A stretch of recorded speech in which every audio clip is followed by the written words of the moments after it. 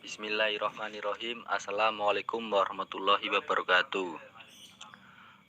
Alhamdulillahirabbil alamin wa bihi nasta'in wala umur dunya waddin. Wassalatu wassalamu ala asrofil anbiya'i wal mursalin wa ala alihi wa sahbihi ajmain.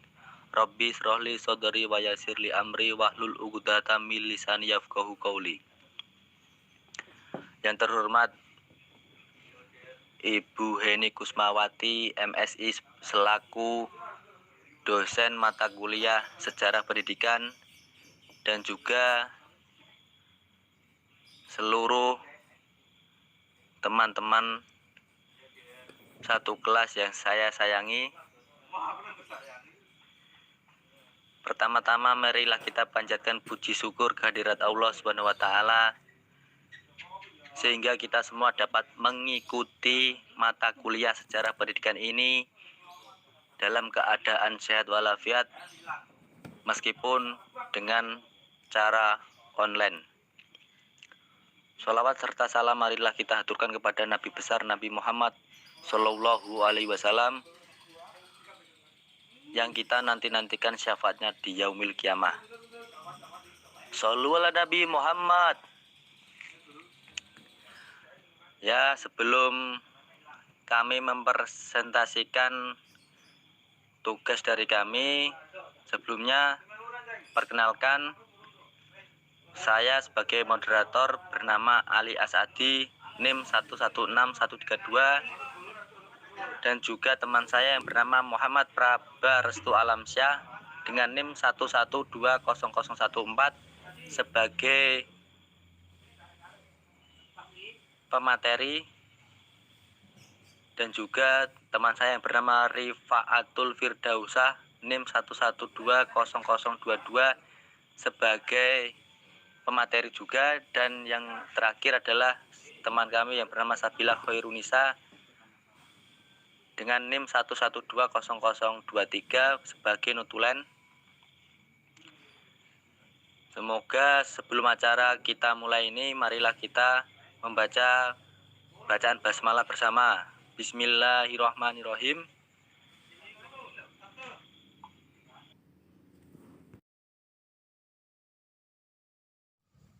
Yang pertama adalah hakikat politik etis dalam sejarah pendidikan Indonesia pada awal abad ke-20. Perkembangan sistem pendidikan yang pesat tidak terlepas dari suatu politik kolonial baru yang dinamakan politik etis, di mana berisi tentang 3 gagasan yang disebut trilogi Van Deventer. Gagasan tersebut yaitu irigasi, transmigrasi, dan edukasi.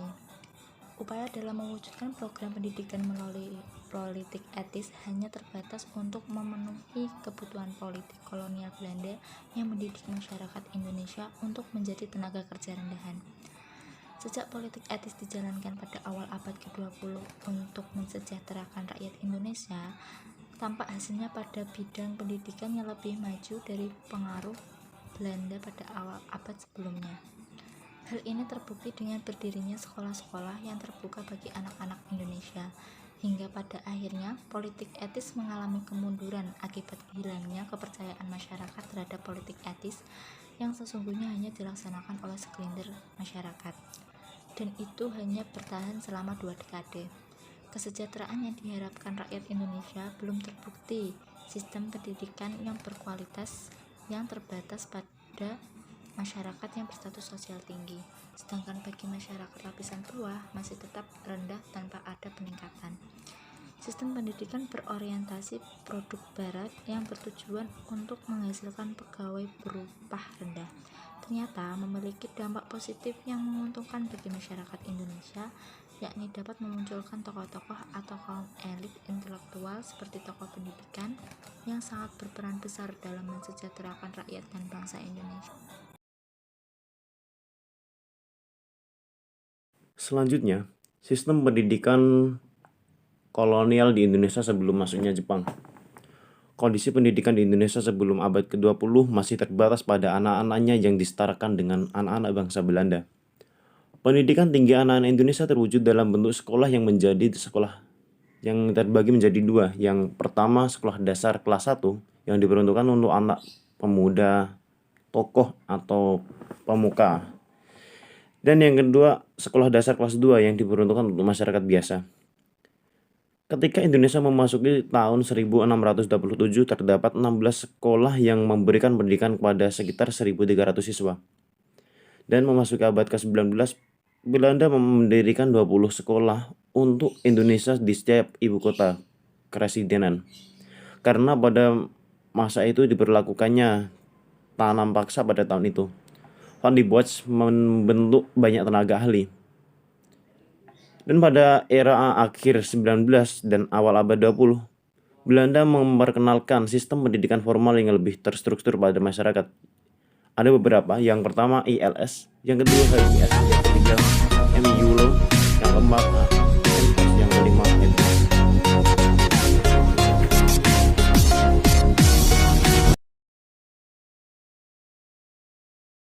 Selanjutnya yaitu berkembangnya pendidikan yang bersifat nasional Indonesia di awal abad ke-20 mencakup studi kasus tentang taman siswa, Muhammadiyah, dan lain-lain. Menjelang akhir abad ke-19, kehidupan rakyat Indonesia tak kunjung membaik. Meskipun terlihat ada upaya dari pemerintah kolonial Belanda untuk memperbaiki keadaan tersebut, bahkan sejak era tanam paksa dihapus pada tahun 1870.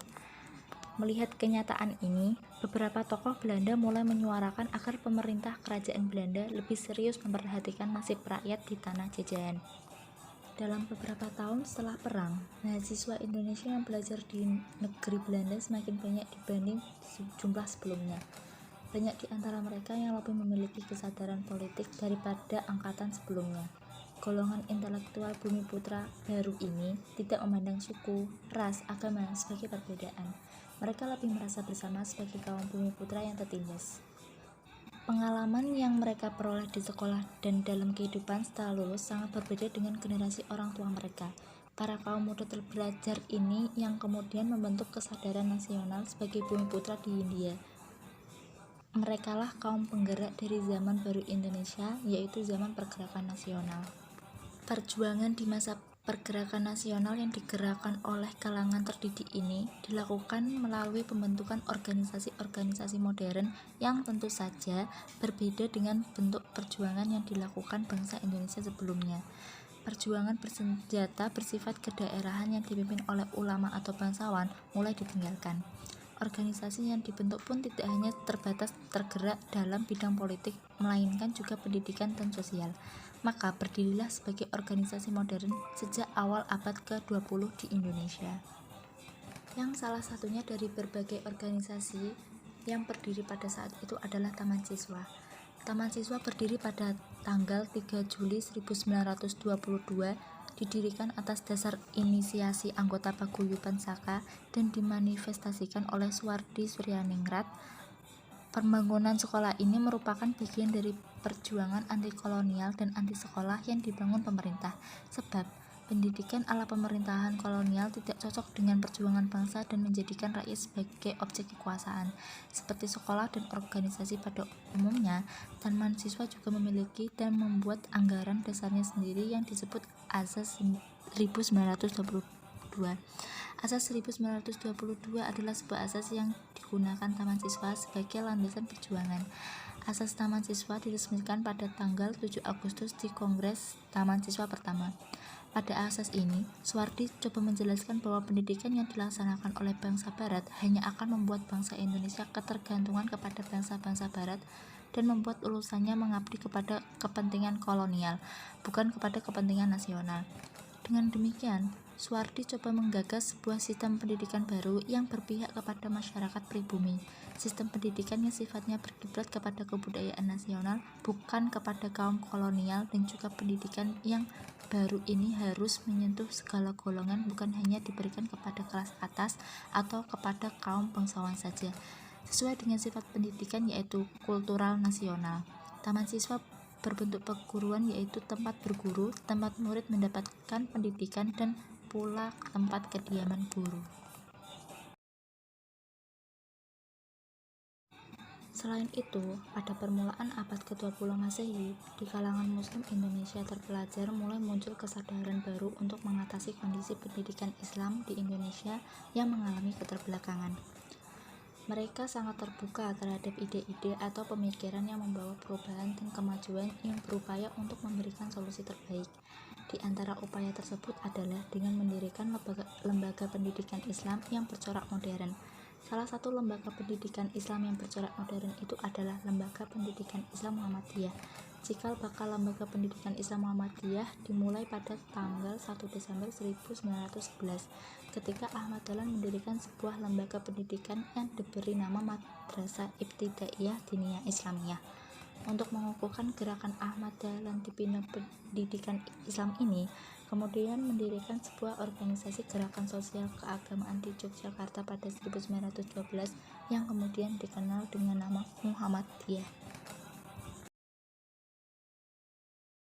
Selanjutnya, yaitu karakter dan sistem persekolahan di Indonesia pada masa kependudukan Jepang. Pada masa kependudukan Jepang, sekolah-sekolah yang sebelumnya dibekukan secara berangsur-angsur dibuka kembali dengan perubahan nama-nama lembaga atau sekolah sesuai dengan peraturan pemerintah Jepang. Dikeluarkannya Osamu Seirei nomor 22 per 2604 pada tahun 1994 sebagai penertiban sekolah-sekolah swasta dan memberikan kebebasan kepada Jawa Hokai untuk membuka sekolah sejarah baru. Sedangkan pihak swasta hanya diperbolehkan membuka sekolah kejurusan dalam bahasa. Penyelenggaraan pendidikan diberlakukan oleh sebuah badan yang disebut Bianko Gyao atau kantor pengajaran. Tingkatan dan jenis sekolah rendah diintegrasikan menjadi satu, yaitu sekolah rakyat dengan lama belajar 6 tahun. Di samping itu masih ada lagi sekolah pertama yang merupakan perubahan nama dari sekolah desa. Lalu dibuka sekolah menengah, yaitu sekolah menengah pertama yang sekolahnya 3 tahun, sekolah menengah tinggi sekolahnya 3 tahun, dan perguruan tinggi. Selain itu ada sekolah yang dikhususkan untuk membentuk seorang guru dan 3 jenis sekolah yang berbeda, yaitu sekolah guru 2 tahun, sekolah guru 4 tahun, dan sekolah guru 6 tahun. Sekian, terima kasih.